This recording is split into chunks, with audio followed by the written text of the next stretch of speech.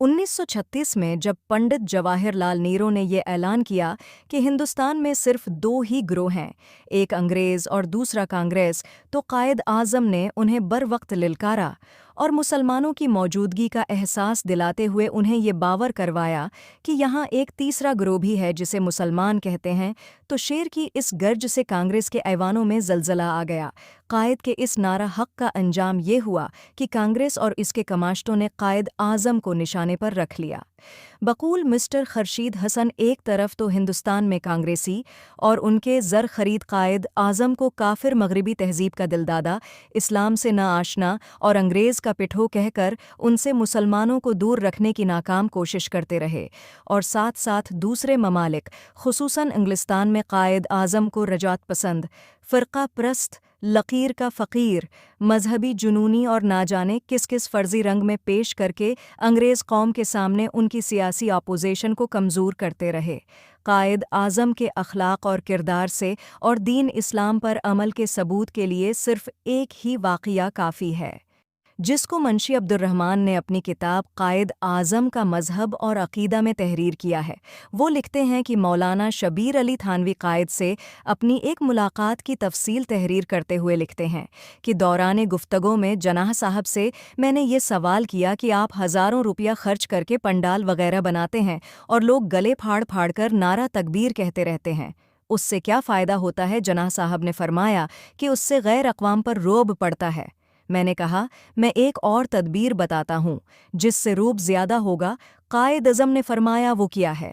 मैंने कहा, जब जलसे के दौरान नमाज का वक्त आ जाए तो इस 1.5 लाख के मुजमे को लेकर बाजमात नमाज अता करें, फिर आप खुद देखेंगे कि कितना रोब बढ़ता है।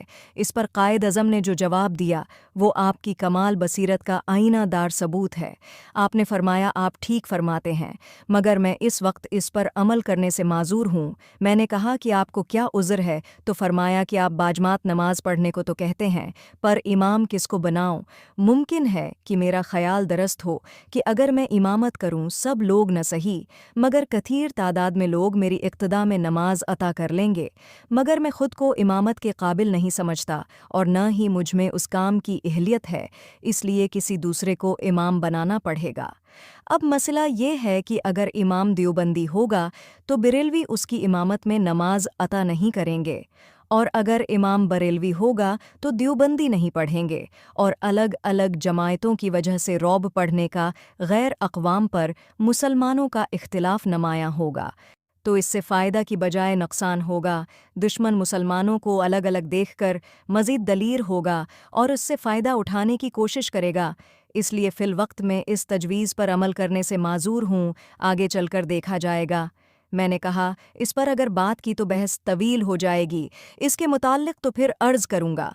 अब एक दूसरी बात अर्ज़ करता हूँ कि आप पर भी तो नमाज फ़र्ज़ है, आप क्यों नमाज नहीं पढ़ते? आप जलसों में अपना ये मामूल रखें कि जब नमाज का वक्त आ जाए तो आप खुद मसल्हा बिछाकर नमाज पढ़ना शुरू कर दें, कोई पढ़े या न पढ़े। इस सवाल का जवाब जो जनाह साहब ने दिया, उनके अल्फाज आज तक मेरे कानों में गूंज रहे हैं, जिनको सुनकर मुझे पसीना आ गया। आम तौर पर यह देखा गया है कि जब इंसान किसी ऊंचे मकाम पर पहुंचता है तो वो अजब और तकबर का शिकार हो जाता है, वो खुदा को भूल जाता है और अपने ऊपर किए गए किसी भी एतराज़ को अपनी तौहीन समझते हुए एतराज़ करने वाले को करार वाकई सज़ा देने के अहकामात जारी कर देता है। मगर हमारे कायद की शान ही नराई है जब मौलवी साहब ने पूछा कि आप पर भी तो नमाज फ़र्ज़ है, आप क्यों नहीं पढ़ते? याद रहे कि ये सवाल मजमा आम में हो रहा था, तो इस वक्त कायद कुर्सी पर तकिया लगाए हुए बैठे थे। कायद आज़म पर इस सवाल से इतना रोब तारी हुआ कि आगे को झुक गए और निहायत ही नदामत के लहजे में कहने लगे कि मैं गुनाहगार हूँ, खुताकार हूँ। आपको हक़ है कि मुझे नमाज का कहीं मेरा फ़र्ज़ है कि मैं सुनो, मैं आपसे वादा करता हूँ कि आइंदा नमाज पढ़ा करूँगा। اس مجمع عام میں سرکردہ افراد کی موجودگی میں جب قائد نے اظہار ندامت کیا اور اقرار خطا کیا تو قائد کے اس عمل نے مجھے بہت متاثر کیا۔ میں قائد کے اس جواب کے بعد میں نے پھر کہا کہ دیکھیے، یہ جناح کا وعدہ ہے، جناح جتنا اپنے اصولوں کا پکا ہے، اتنا ہی اپنے وعدوں میں بھی بختہ ہے۔ یہ کسی چلتے پھرتے عام آدمی کا وعدہ نہیں کہ وعدہ کیا اور بھول گیا۔ اس پر قائد نے بار بار سینے پر ہاتھ مار کر کہا کہ ہاں، یہ جناح کا وعدہ ہے، میں اس کو پورا کرنے کی کوشش کروں گا، آپ میرے لیے دعا فرمائیں۔ اس کے بعد قائد نے نماز شروع کی اور اپنے آخری وقت تک اہل سنت کے طریقے کے مطابق نماز کے پابند رہے، اور ان کی دیکھا دیکھی بعض بے نمازی بھی نماز کے پابند ہو گئے۔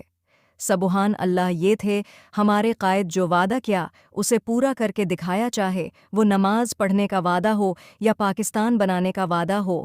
آپ سے التماس ہے کہ اپنے قائد کے لیے دعا فرمائیں کہ اللہ رب العزت ان کو جنت الفردوس میں اپنے قرب خاص میں جگہ عطا فرمائے، آمین۔